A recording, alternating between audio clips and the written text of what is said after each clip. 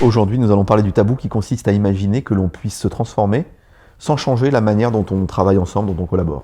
Ça se manifeste par des contradictions. Contradiction, celle qui est la plus observée aujourd'hui, c'est celle qui consiste à ce qu'une organisation dise, en faisant des grands messes et en faisant des grands projets, devenons plus agiles, et qui continue à avoir un mode de fonctionnement assez rigide, habituel. Par exemple, tous les projets doivent passer en comité d'investissement. Le comité d'investissement se réunit une fois par trimestre, et donc il faut attendre le prochain trimestre pour avoir un projet qui se lance.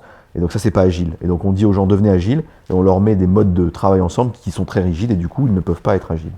Donc on a un objectif, et on ne se rend pas compte qu'il faut qu'on change la manière dont on travaille ensemble pour l'atteindre.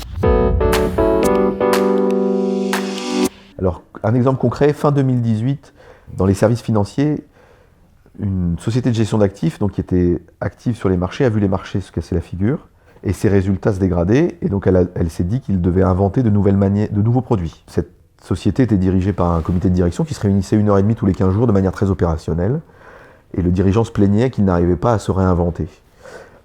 Lors d'un séminaire, ils se sont rendus compte que la manière dont ils travaillaient ensemble, c'est-à-dire 1h30 tous les 15 jours, ne permettait pas d'être créatifs, et qu'ils avaient besoin pour être créatifs de plus de temps, moins souvent.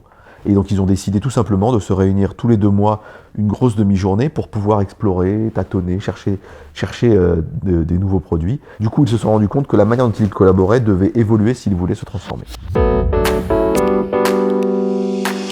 Le bénéfice qu'on peut tirer de regarder ce tabou en face, c'est qu'on va pouvoir analyser tout ce qui se passe dans nos collaborations, et notamment les problèmes qu'on rencontre, comme des signes de ce dont on a besoin pour se transformer, plutôt que comme des problèmes comme par exemple on n'arrive pas à tenir l'agenda, donc il faut qu'on soit plus discipliné la prochaine fois. Et bien si on est dans un projet de transformation et qu'on n'arrive pas à tenir l'agenda, c'est sans doute que les réunions qui sont prévues sont trop courtes.